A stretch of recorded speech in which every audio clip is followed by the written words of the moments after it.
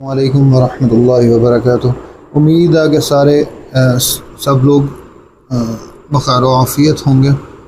तो हम पढ़ने जा रहे हैं एक एविडेंसेस की description for the topic player and the architecture of human freedom. इसके ऊपर जो है हमने कुछ चीज़ें पाइल अप की हैं, तो वो आपके साथ शेयर करते हैं। Proposed plan. The root word from the speaker's key term. We will explore the Arabic root words that correspond to the central themes of speaker discourse.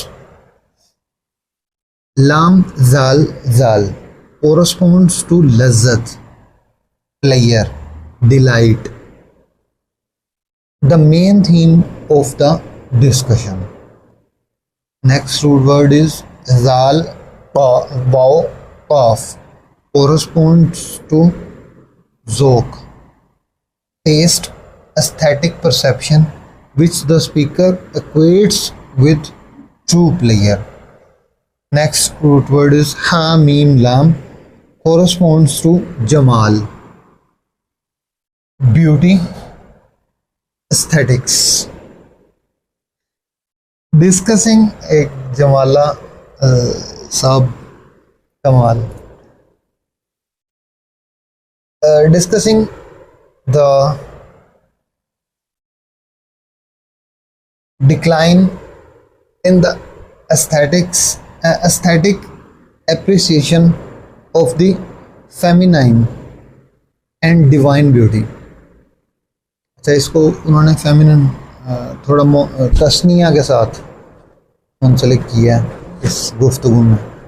तो आगे है आइन ऑफ लाम कोरस्पोंड्स टू अकल या जहन, इंटेलेक्ट और माइंड, रिप्रेजेंटिंग जहनी आज़ादी, mental freedom.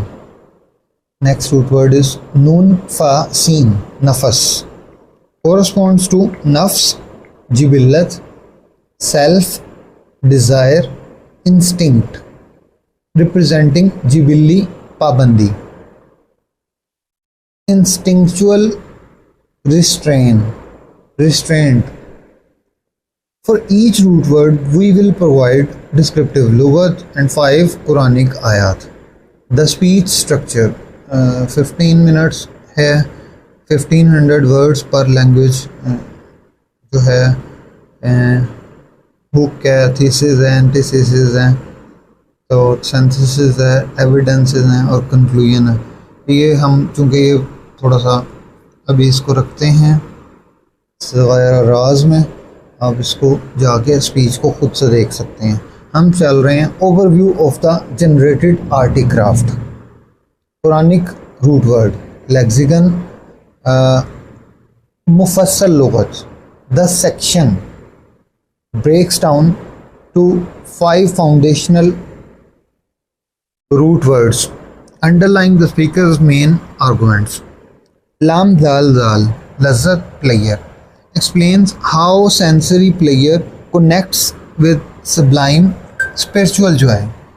It lists the 3 exact occurrences of this root in the Quran, Surah Muhammad 15, अज़्ज़ुख़्रुफ़ 43-71 और अस-सॉफ़ात 37-46 and supplements them with 2 related verses containing the root Noon Ain Mim,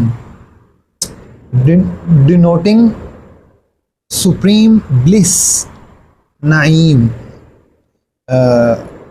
जिसको खुशी कहते हैं, for a complete 5 verse framework. इसके बाद है ज़ाल वाव क़ाफ़। अच्छा, ये सारा फ्रेमवर्क आर्टिक्राफ्ट बता रहा है,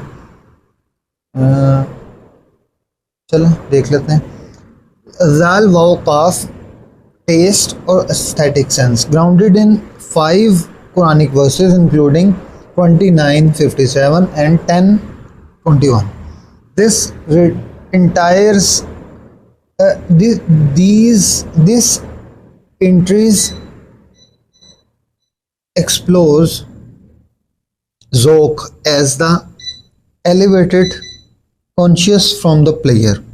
इसके बाद है अगला रूट वर्ड जमल, जीम मीम लाम, जमाल beauty grace, explores women as the early manifestation of divine beauty, mazhar jamal, supported by 5 verses detailing the Quranic concept of aesthetic pleasure, patience.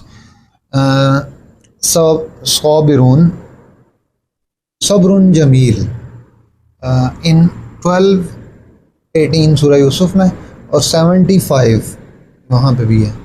And elegant interaction. उसके बाद अकल, इंटेलेक्ट एंड माइंड, ये analyses mental freedom, जहनी आज़ादी as a function of intellectual restraint and responsibility, supported by 5 verses such as 67:10 and 22:46.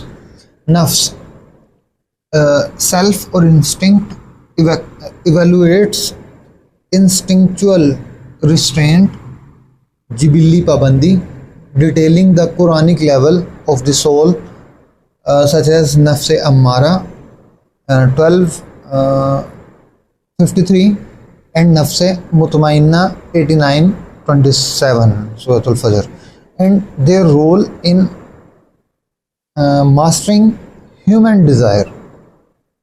ठीक है जी. उसके बाद पार्ट हैं, ये स्पीच के बारे में है, इसको अभी पास थ्रू करते हैं. मैंने देखना ये है कि उसके अंदर वो चीज़ है या नहीं है. नहीं जी. ओके, तो ये छोटा सा, हाँ इंग्लिश में स्पीच कर देते हैं. चलें इसी बहाने. The sacred architecture of human freedom, डाउक, the modern tragedy of calculated player. Look around our contemporary world. We are a generation obsessed with the relentless pursuit of pleasure. Yet we are existentially exhausted. We have reduced the sublime mystery of human intimacy and emotional joy to merry biomechanics, to a calculated physical reaction that we are often hesitant to even openly discuss or notice. In our frantic chase for sensory gratification, we have lost the ability to live in the present moment. Instead, we live in the constant, preemptive anxiety of the prelude. We find ourselves planning, fantasizing, and preparing for a physical encounter hours or even 6 days in advance. This constant mental preoccupation with future physical gratification is not a sign of vital energy. Rather, it is a symptom of psychological and spiritual decline. It represents a decay of our humanity, because a true human being is one who fully occupies and responds to the reality of the present situation, rather than perpetually rehearsing for a physical act. Such intense anticipatory preparation belongs rightfully to the domains of the intellect, the spirit, and the academy, such as preparing for a profound dialogue or a critical examination, not to the routine biological function of the body. By dragging our minds into the perpetual service of physical anticipation, we have trapped our intellect in the cage of our biological drives. The thesis: the dual pillars of true liberty. True pleasure is not a cheap biological release. It is the ultimate realization of human completeness. The sacred architecture of human freedom stands securely on two non-negotiable pillars: mental freedom, ज़हनी आज़ादी, and instinctual restraint, जिबिल्ली पाबंदी. This is not an elite spiritual test or a PhD requirement. It is the baseline threshold. एक minute में देख लो बंद तो नहीं हो गया, नहीं चल रहा.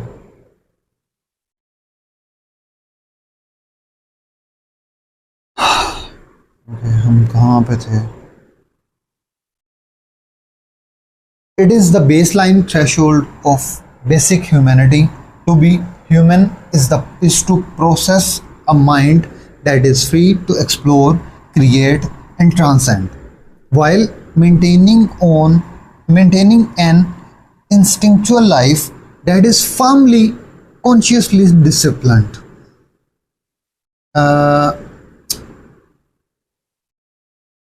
When the intellect is genuinely free, the instincts organically accept restraint because they are integrated into a higher conscious framework.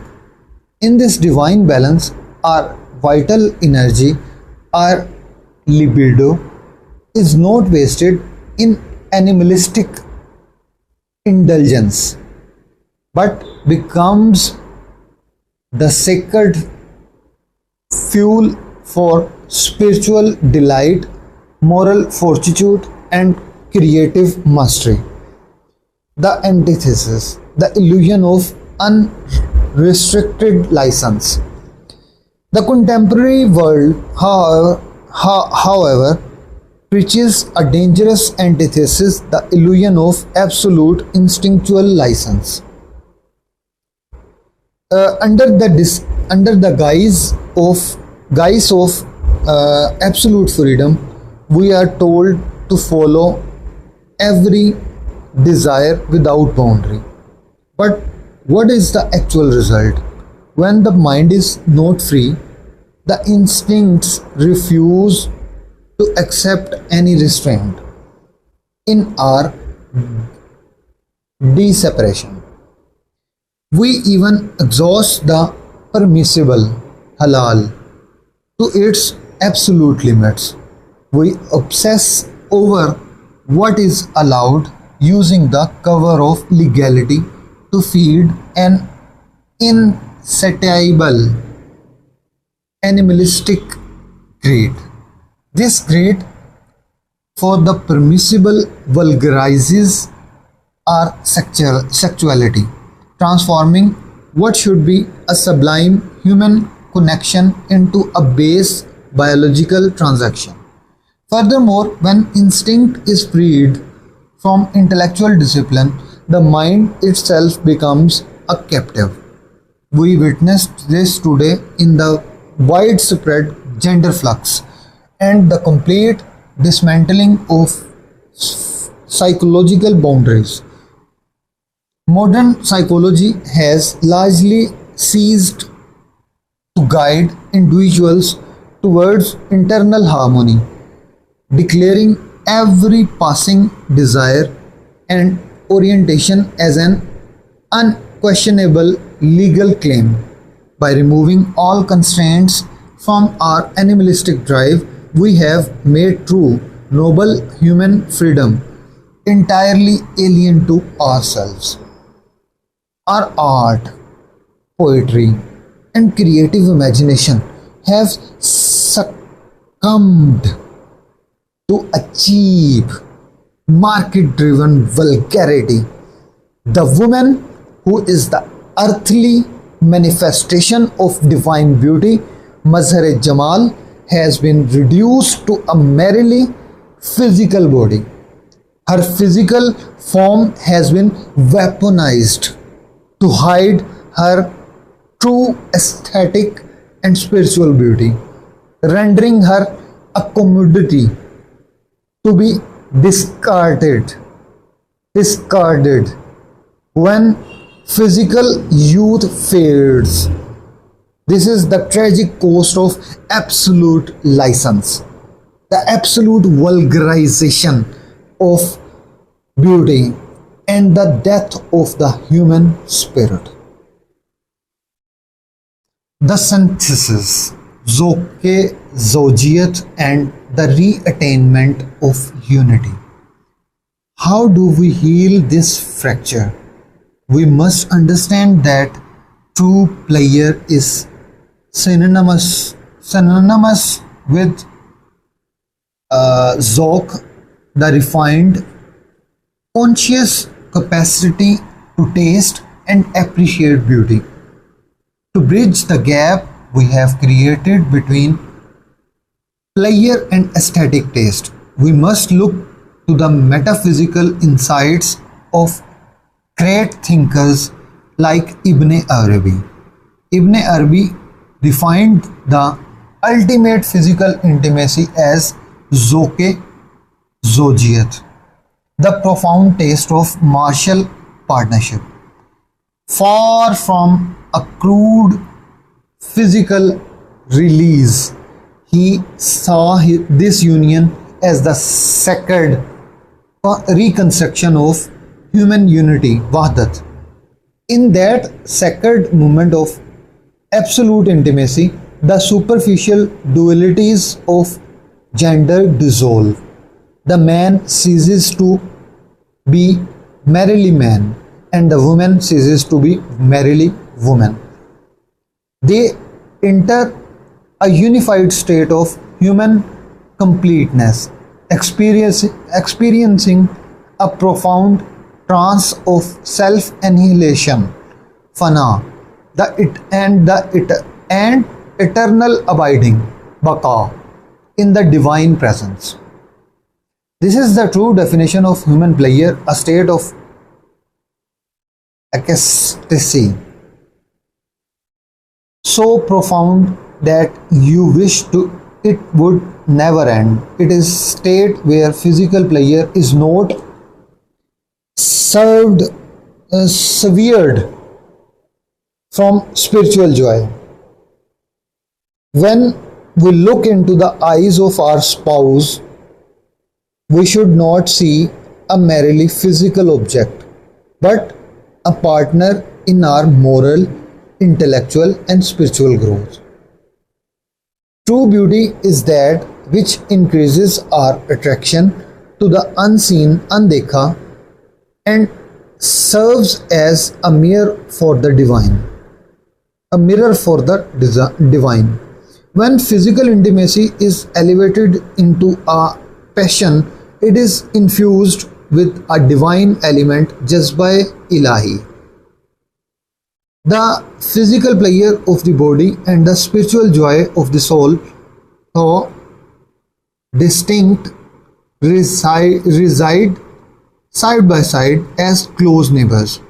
The pleasure of the physical body nourishes and rejuvenates it,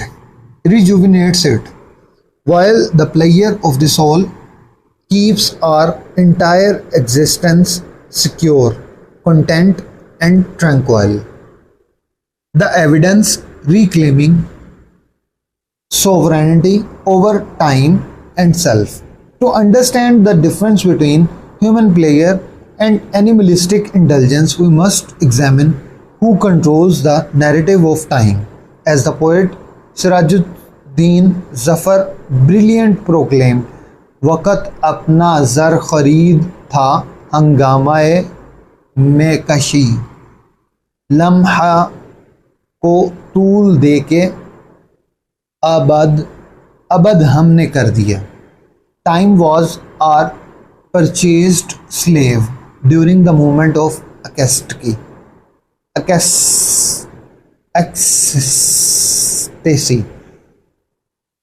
We extended the brief moment and transformed it into eternity. Okay, थोड़ी सी रह गई है. Human pleasure is defined by sovereignty when the end of the playable state is determined by your own conscious will and decision. It is human when it ends it when its end is dictated by physical exhaustion beyond your control. It is animalistic.